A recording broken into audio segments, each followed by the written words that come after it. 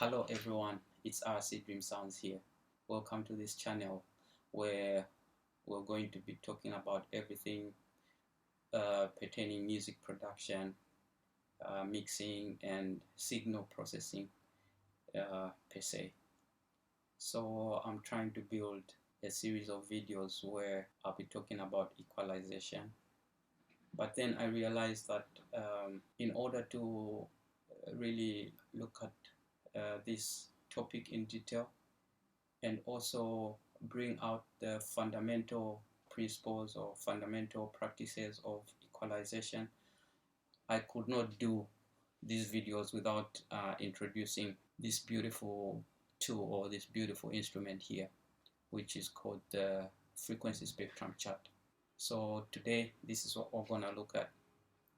My first time looking at this tool, it looked so complicated to me, but after a few moments of really trying to figure it out, it's actually a simple thing to understand, simple to understand, and it's gonna change the way you look at your equalization and how you're gonna treat your tracks with EQ. So with that, let's get into it. Basically, this chart, it has 5 parts, so to say. Okay, so the first thing that we're gonna find, it's a frequency spectrum chart. The first thing we'll take note of is at the bottom we have the frequencies from 20 hertz to 20 kilohertz, and basically this is because this is the range in which human hearing lies. So we have that at the bottom, and then the next thing we can notice is that there are these subdivisions of this frequency spectrum. So we have the sub bass, the bass, the mid range, the high mids, which is the high mid range, and high frequencies. So bear in mind, it's important for me to mention this, that all these figures or these numbers are merely approximations, but very, very helpful approximations. So approximately the sub bass frequency band is between lower than 20 hertz to 60 hertz, and then from 60 hertz to about 250 hertz. Okay.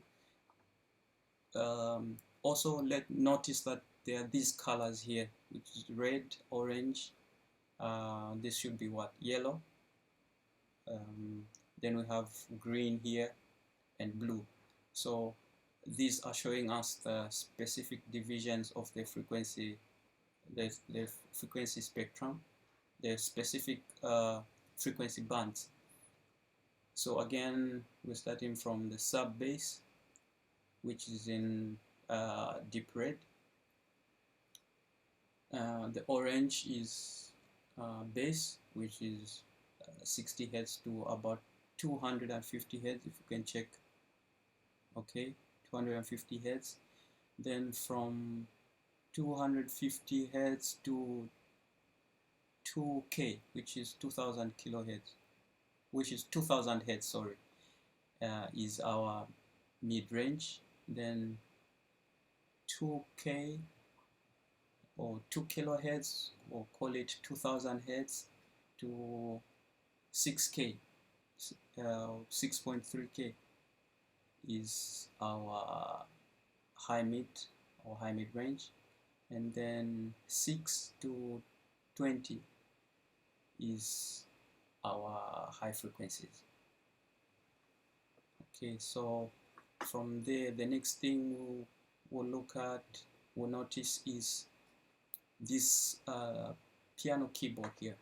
So basically, this piano keyboard helps us to understand a key, a musical note, I should put it like that, a musical note in relation to the frequency spectrum. Okay, so if we can check, this is the middle C. So if we follow down the mouse, the middle C is at about 250 hertz. And if we take the A, the common A above the middle C that we use to tune instruments, this standard pitch for tuning instruments, that is 440 hertz. So if we come from there and follow down, we are approximately in the middle here between 400 and 500 hertz, which is approximately 450 hertz. So basically that's what this keyboard is there for. It helps you reference in that sense. And then the next thing we're gonna notice in this chart are the instrumental groups. We got vocals, percussion, brass, woodwinds, and string instruments. These instrumental groups will give you specific musical instruments. We have the male voice, for example, female voice. In the percussion section, we have the kick, which would be the kick drum, timpani, toms, snare, and so on. So basically, that's the outline there. It gives you quite a number of musical instruments that you can use to reference. Important to say, all these musical instruments are laid in relation to the frequency spectrum down here, okay, or the frequency bands that are subdivided there. From there, I'm sure you can notice that these instruments are being laid with color subdivisions. So if you can notice, for example, this tuba here starts with a black that is coated in red, and then it goes into red and then yellow. This is a bass trombone. It has red and then yellow, and then it has a black coated in yellow. So in order to understand what these colors mean, we're going to come down to this part.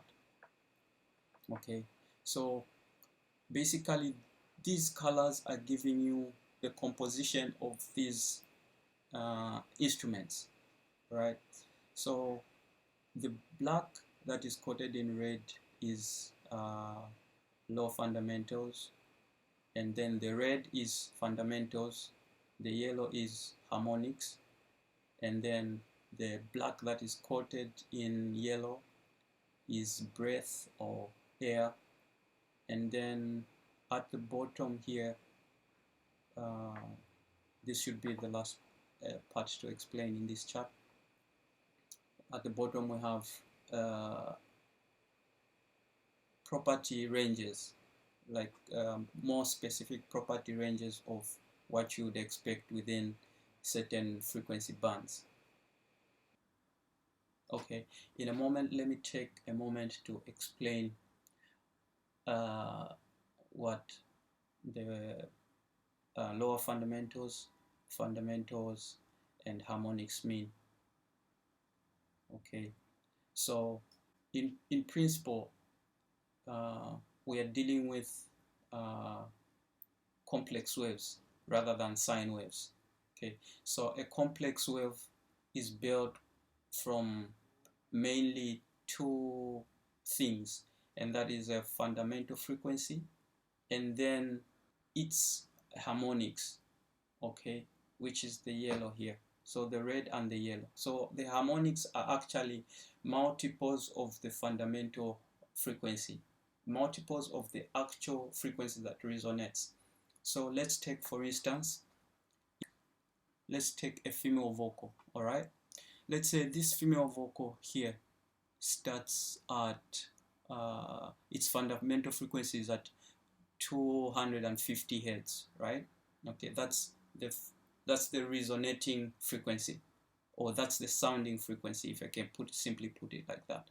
So from 250, let's follow down to confirm that we're starting at 250. Okay, approximately 250 hertz. So if we multiply 250 hertz, okay, which is a middle C here, if we multiply that by 2, okay, 250 is gonna give us 500. So let's go to the next C.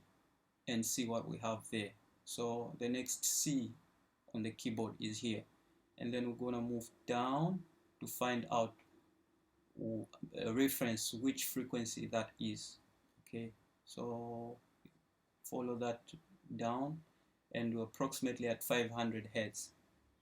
Okay, so we keep multiplying. So 500, the next C is here, and we follow down, we are at 1000k. Okay, and okay, so let's get back to this instrument that we are using. Let's get back to the female vocal and see what is happening, what property we have at 1k. So we're gonna follow this line. We follow this line up.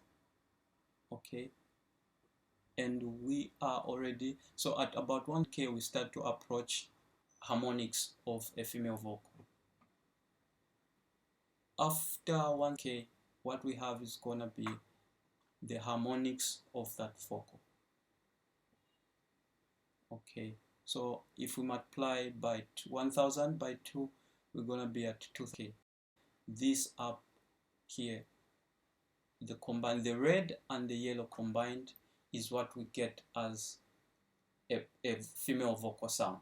Okay, it's resonance from about 250 hertz to about this should be about, let's follow that line down. Okay, I lost that. Let's go again. We are from here.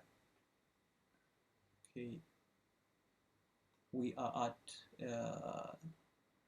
C8 on the keyboard, and that will take us down to 8 kilohertz approximately. Okay, 8 point something kilohertz. All right, so basically from that information you tend to understand in terms of a female vocal what frequencies you would expect to deal with in your tracks. Okay, so with that explained, this is the amount of information that you would find in this frequency spectrum chart. So then the question would be, how useful is this frequency chart spectrum? Okay, frequency spectrum chart. How useful is it? What do you use it for? Okay, one is, for me, it helps me understand the composition of a particular sound. Okay, so I know what the fundamental frequencies of that sound are and what the harmonics of that sound are. And then two, it helps me to understand the specific properties of different frequency ranges or frequency bands. This has been RC Dream Sounds giving you a few tips on this beautiful tool. I hope you get to find value for it and see how you can use it to improve your work, improve your production, or improve your mixes.